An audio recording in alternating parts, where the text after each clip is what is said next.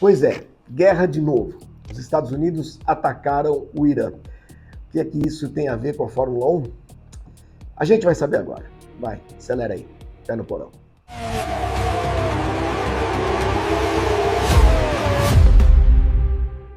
Muito bem, pessoal, vamos lá. Mais uma semana de abertura do Campeonato Mundial de Fórmula 1. E a gente vai falar de guerra, pois é, porque as coisas estão entrelaçadas. Não adianta ninguém vir com aquela conversinha de que política e esporte não se misturam e tudo mais. Se misturam, e muito. Convivem. Aliás, daqui a pouco a gente dá alguns exemplos. Mas o tema hoje é o seguinte: esta guerra deflagrada, esse ataque deflagrado pelos Estados Unidos e por Israel ao Irã, o que isso pode afetar a Fórmula 1? E pode afetar porque nós temos duas corridas marcadas para abril, nos dias 12 e 19 agora, no Bahrein e na Arábia Saudita, que poderão até ser canceladas caso este conflito se estenda, dependendo das dimensões desse conflito, que começou no final de semana com o ataque dos Estados Unidos ao Irã e de Israel também, a morte do líder supremo do Irã, o Ayatollah Khomeini, e aí a gente pode ser que tenha corridas canceladas, porque aquela região hoje está em conflito. Aliás, o Bahrein foi atacado em retaliação pelo Irã, e esse ataque aconteceu em instalações navais militares americanas no Bahrein, que é um país aliado dos Estados Unidos, a cerca de 30 quilômetros, 30 e poucos quilômetros do circuito de Sakir, que até outro dia aí agora, semana retrasada, estava recebendo a pré-temporada da Fórmula 1. Aliás, membros, integrantes de duas equipes, McLaren e Mercedes, e também da Pirelli, estão no Bahrein, porque essa semana iriam ser realizados alguns testes com pneus de chuva, a pista seria molhada artificialmente, e é claro, esses testes foram cancelados por conta dos riscos, que o Bahrein agora está ali na alça de mira do Irã, é um país aliado dos Estados Unidos, pode ser atacado a qualquer momento, como já foi, e esses testes foram cancelados. E agora, muitos integrantes, são dezenas de integrantes da Pirelli, da Mercedes e da McLaren, estão tentando encontrar uma forma de ir para a Austrália, onde no final de semana começa a temporada 2026 da Fórmula 1. Guerra e Fórmula 1 são assuntos que, como eu disse no início, se entrelaçam, sim. Política e Fórmula 1 se entrelaçam, sim. E por mais que tenha um monte de gente que não goste de falar desses assuntos, acham que são assuntos incômodos. Ai, não, a nossa Fórmula 1, ai, a FIFA, a Copa do Mundo, a Olimpíada, isso não tem nada a ver com política. Tem tudo a ver. Tem tudo a ver. Como é que a gente vai contar a história, por exemplo, dos Jogos Olímpicos, sem lembrar de 1936, com a ascensão do nazismo na Alemanha, a realização dos Jogos em Berlim, a irritação do Führer, de Hitler, com as vitórias de Jesse Owens, de atletas negros? Como é que a gente vai contar a história do esporte, dissociá-la da política, sem lembrar, por exemplo, dos Jogos Olímpicos de 1972, na Alemanha também, em Munique, quando atletas e integrantes da comissão israelense foram brutalmente assassinados por terroristas palestinos, né? No Setembro Negro.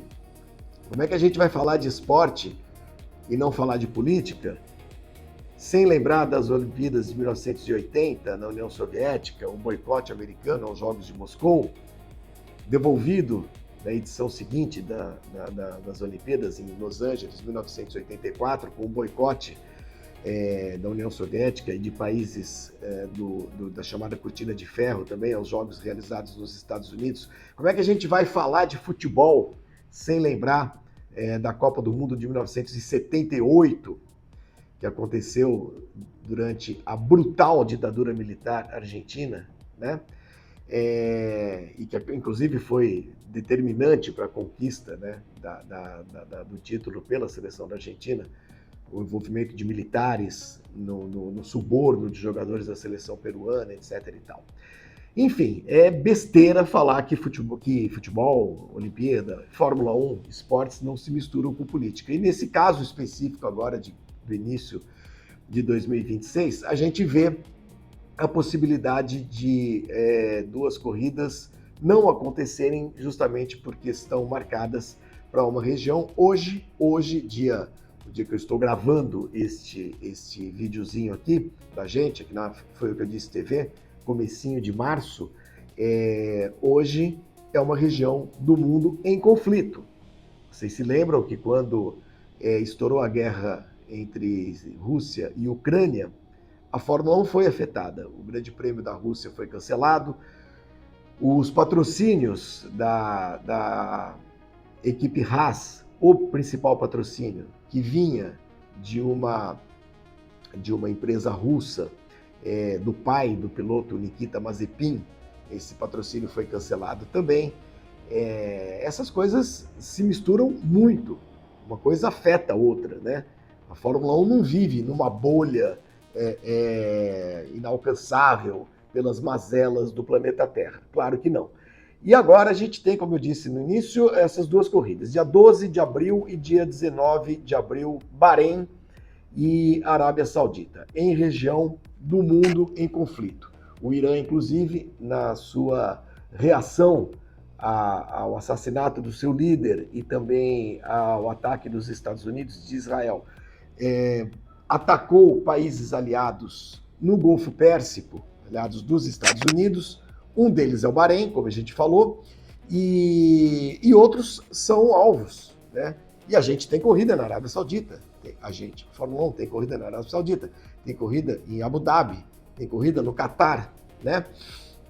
E a Fórmula 1 hoje tem muito dinheiro saudita, muito dinheiro árabe, muito dinheiro dos petrodólares, que aliás não é algo recente. Se vocês lembrarem, a Williams foi a primeira equipe a namorar e casar com petrodólares. Isso aconteceu no final dos anos 70, quando a equipe inclusive ganhou campeonatos mundiais. Vocês estão vendo aí imagens, né, desses carros da Williams patrocinados pelo dinheiro árabe. E, inclusive, uma empresa da família Bin Laden, uma empresa de engenharia, chegou a patrocinar a Williams naquela época. Todo mundo se lembra dos pilotos da Williams que, quando subiam ao pódio, não podiam comemorar vitórias, troféus, com bebidas alcoólicas, que são proibidas no mundo muçulmano. Proibidas, exceto quando os muçulmanos mais radicais atravessam a ponte, por exemplo, entre a Arábia Saudita e o Bahrein. Falo do Bahrein porque conheço, estive lá várias vezes, e caem na manguaça e na putaria, né? A hipocrisia, ela existe no planeta inteiro, entre todas as religiões, podem ter certeza disso. Mas, para manter a fama para manter a fama e para agradar Alá, né, os pilotos e as equipes e os sauditas na época proibiam que essas equipes, no caso a Williams, né, envolvidas com patrocínios sauditas, comemorassem suas vitórias com bebidas alcoólicas. Aliás, a Fórmula 1, quando vai correr em países muçulmanos, também faz o mesmo. Não há champanhe no pódio, há um refrigerante, um espumante, sei lá, uma soda qualquer, para que os preceitos do Islã não sejam ofendidos. Muito bem, tirando isso, a gente tem hoje uma presença saudita e uma presença árabe. Eu estou falando árabe dos Emirados Árabes Unidos e não da etnia árabe, tá? Estou me referindo a países específicos. A gente tem muito dinheiro árabe hoje na Fórmula 1. Por exemplo, a Aston Martin, a Aramco, que é hoje sempre foi, a Aramco, que é a estatal do petróleo da Arábia Saudita, portanto uma das empresas mais ricas do mundo, é sócia, é dona de parte da Aston Martin e é forte patrocinadora da Fórmula 1, patrocinadora master. Inclusive, há pouco tempo atrás, a Aramco tentou comprar a Fórmula 1 da Liberty Media, não conseguiu ainda. A gente tem uma equipe como a McLaren, que é basicamente uma equipe barenita, né? Falamos disso aqui, acho que no vídeo passado, se não falei, falo agora. A McLaren hoje pertence ao Fundo Soberano do Reino do Bahrein, que comprou a McLaren, 100% da McLaren. E esse Fundo Soberano do Bahrein tem também dinheiro de Abu Dhabi, de outro emirado, né? Bahrein não é um emirado árabe, é um país, é um reino, mas nós temos os Emirados Árabes ali, onde fica o Catar, Abu Dhabi, Dubai e tudo mais, e tem dinheiro também dos Emirados Árabes de fundos estatais na McLaren. A McLaren, embora seja uma equipe sediada na Inglaterra, fundada por um neozelandês, é hoje uma equipe barenita. Se ela quisesse correr com a bandeira do Bahrein, corria. Se quiser tocar o hino do Bahrein quando a McLaren ganhar a corrida, pode também, porque o dinheiro hoje é tudo barenita, assim como a Ferrari tem dinheiro muito forte de fundos soberanos dos Emirados Árabes, assim como quem mais? A própria Mercedes tem dinheiro também que vem desses países. A Audi pertence, parte dela, a fundos do Catar. Enfim, é a realidade econômica hoje e por isso também a Fórmula 1 corre alegremente no mundo árabe, né? Tem um monte de corrida lá hoje. Tem Bahrein, tem Arábia Saudita, tem Abu Dhabi, tem Catar. E a Fórmula 1, se deixar de correr no Bahrein ou na Arábia Saudita esse ano, não será por escrúpulos, não, por pudor. Longe disso. A Fórmula 1 nunca teve pudor nenhum em correr em países que deveriam ter sido boicotados e condenados para sempre, né? Em épocas em que esses países exerciam políticas e tinham regimes absolutamente condenáveis, absolutamente abjetos. Estou falando, por exemplo, da África do Sul. A Fórmula 1 correu na África do Sul por anos a fio durante o regime do Apartheid, que era um regime oficial de segregação, de discriminação da população negra majoritária na África do Sul. O Apartheid foi condenado por todo mundo. Várias federações, confederações esportivas boicotaram, baniram a África do Sul das competições por causa do Apartheid. A Fórmula 1 não, a Fórmula 1 corria lá, estava nem aí.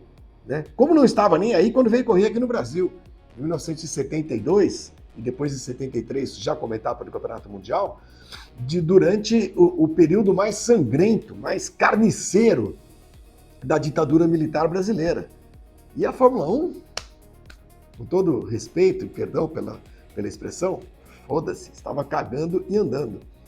O mesmo na Argentina, correu na Argentina durante a ditadura militar e corre hoje nesses países árabes que eu citei, que são igualmente ditaduras. São ditaduras mais limpinhas, né? Porque tem muito dinheiro. Então, para alguns, essas ditaduras são passáveis, para outras não.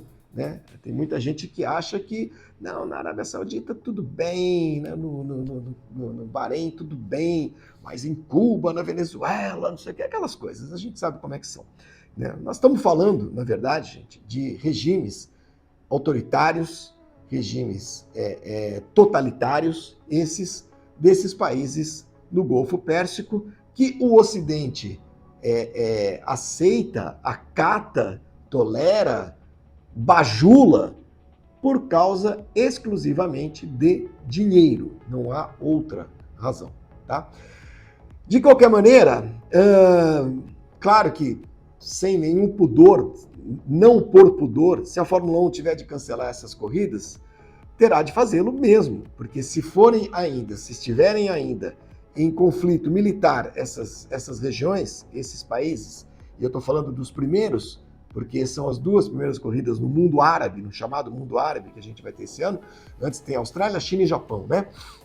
Bahrein e Arábia Saudita são as duas corridas que acontecem no começo da temporada. As outras são mais para o final do campeonato. Então, dependendo de como estiver a situação nesses países e os riscos, a gente pode ter até cancelamento. Houve já um cancelamento, por exemplo, do Grande Prêmio do Bahrein de 2011, por conflitos internos, que foram rapidamente reprimidos pelo reino barenita, mas era na época da corrida e no fim não teve a corrida em 2011, não teve o GP em 2011. Em 2022, vocês devem se lembrar do primeiro Grande Prêmio da Arábia Saudita, em Jeddah, primeiro treino livre e uma coluna de fumaça lá no fundo. Que porra é essa?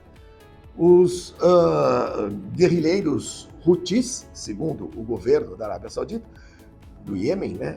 Os guerrilheiros do Iêmen, haviam bombardeado ou atacado com drones instalações da Aramco, justamente da Aramco, próximas, essas instalações da pista de Jeddah. Tanto que fumaça lá, mundo explodindo e os carrinhos de Fórmula 1 lá, passeando tranquilamente, sem nenhum problema. Pouca gente se manifestou sobre o assunto, porque também o Mohammed Ben Sulayem, presidente da FIA, ele proíbe manifestações sobre qualquer assunto pelos seus menininhos da Fórmula 1. E a corrida da Arábia Saudita aconteceu normalmente, com o pau comendo lá atrás. Isso significa que pode ser que aconteçam normalmente as duas corridas esse ano, com o pau comendo lá atrás? Eu acho que a situação é um pouco diferente, porque quando aconteceu lá na Arábia Saudita não era exatamente uma guerra, foi um ataque, né, terrorista, e agora não, nós estamos falando de uma região em guerra. Claro, estou começando a semana agora, estamos começando a semana agora sem saber qual será a escalada desse conflito. Evidente, pode acabar amanhã, pode acabar semana que vem, sei lá, pode acontecer qualquer coisa. Mas a Fórmula 1 precisa monitorar essa situação também para não colocar em risco todo mundo que vai para o Bahrein e para a Arábia Saudita. Embora seja esse o problema da Fórmula 1, coitada da Fórmula 1, um problema minúsculo, irrelevante, menor, diante, é claro, da gravidade do que está acontecendo no Oriente Médio, diante das mazelas, né, pelas quais passam as populações desses países, que são atacados internamente, são atacados de fora de seus países, por exércitos de outros países, enfim, no fim das contas, quem sofre hoje, nesse momento, quem está sofrendo é a população iraniana, que é exemplo do que aconteceu em Gaza, é exemplo do que aconteceu na Venezuela, é exemplo do que acontece no mundo inteiro, estão virando joguete, né, de um maluco alucinado que é o presidente dos Estados Unidos. Com relação ao Grande Prêmio da Austrália, eu falei semana passada, aqui na Foi o que eu disse TV, e aliás peço desculpas novamente, porque o vídeo entrou não na terça-feira, como a gente prevê daqui para frente, né? Entrou depois porque eu tinha ficado sem voz, depois do jogo da Portuguesa com o Corinthians. Para quem não sabe, eu torço para a Portuguesa, me esgoelei, e o Corinthians foi eliminado pelo Novo Horizontino agora. Mas tudo que eu falei na última semana, sexta, né, acho que foi pro ar, vale. Não dá para fazer grandes prognósticos. A gente teve algumas surpresas na pré-temporada, entre elas a boa forma da Red Bull, porque se temia muito que os motores Ford, novos motores feitos em parceria com a Red Bull, pudessem apresentar algum tipo de problema, não apresentaram. Então a gente tem a mesma coisa, o mesmo quadro do ano passado, talvez não nesta ordem, mas as quatro grandes, Mercedes, talvez uma forma um pouco melhor do que no ano passado, Ferrari também, Red Bull e McLaren. E se isso acontecer, se houver um equilíbrio entre essas quatro, tá ótimo. As outras lá de trás que se preocupem em se aproximar. Surpresas também, como a gente falou, a Audi, que andou bem, não teve muitos problemas mecânicos e tudo mais, também por conta de ter um motor novo, ser uma equipe nova. E as decepções que foram a Aston Martin, principalmente, e a Cadillac menos, porque também é uma equipe nova, esperava-se algum tipo de dificuldade, mas a Aston Martin que começou muito claudicante, o motor não vai, o carro ninguém sabe se é bom, tá uma zona desgraçada. Mas tudo isso a gente vai saber como é que vai se desenhar a partir de agora que começa o campeonato para valer, né? Aproveitem a semana para assistir também ao Drive to Survive, vocês que assinam a Netflix. Se não assinam, eu arrumo a senha. Tô brincando. Todo mundo assina a Netflix hoje, né? E a temporada nova entrou no ar na última sexta-feira. Não vi nada, então não vou falar nada ainda, mas vou tentar assistir antes de começar a temporada da Fórmula 1. E fiquemos atentos também às transmissões que começarão a ser feitas pela Rede Globo, a volta da Fórmula 1 à TV Globo, ir aos seus canais, porque, é claro, vai ter gente que não vai gostar, vai ter gente que vai achar chato, aborrecido, tem gente que não gosta de um, não gosta do outro, mas vamos ver primeiro para ver como é que será, tá bom? A única coisa que eu já falo desde já vou avisando, que nós voltaremos ao tema, certamente, é que a Rede Globo, ou a Globo, o Grupo Globo, é um pé no saco com essa história de Ayrton Senna. Vou desenvolver esse tema não hoje, tá? Eu deixo aqui um convite para vocês nos próximos vídeos.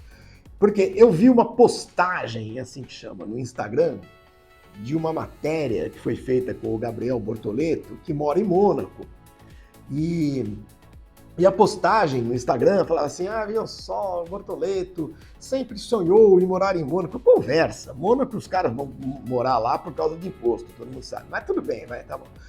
Mas não é isso a questão. A questão é Ayrton Senna. Aí lá na legenda do vídeo dizia, e o Bortoleto, ele mora num lugar, num apartamento, num prédio, que dá vista para o prédio onde morava o Ayrton Senna. Puta que pariu, gente. Não é desculpem o palavrão, mas será que a Rede Globo não consegue falar de Fórmula 1 sem citar o Ayrton Senna para qualquer coisa? Parece que é dona da história do Ayrton Senna, guardiã do tal do legado. Cara, que catso tem a ver, que relevância tem, que importância tem, para que falar que o Bortoleto mora num prédio que da janela dele dá para ver o prédio onde morava o Ayrton Senna. Mônaco é um cu desse tamanho. Qualquer lugar que você está em Mônaco, você olha para cima, você vai ver o prédio onde morou o Ayrton Senna, onde mora o Charles Leclerc, onde mora o Lando Norris, porque é pequenininho. Gente, por que precisam enfiar o Senna em toda matéria, qualquer coisa que vai se falar de Fórmula 1? Que pé no saco. E esse pé no saco a gente vai ter de aguentar, pelo jeito, a vida inteira, a temporada inteira. Espero que os meus colegas que trabalham na Rede Globo estejam vendo esse assunto, estejam vendo esse vídeo e se importem com esse assunto, se policiem, porque ninguém aguenta, né, gente? Tenha santa paciência. É isso. Semana que vem estamos de volta. Antes de ir embora, dá um like aí. Dá um like. Seus malas. E também assinem, não é assina que fala, inscrevam-se neste canal, Foi o que eu disse TV, que vai revolucionar o vídeo no YouTube universal. Semana que vem eu volto. Tchau!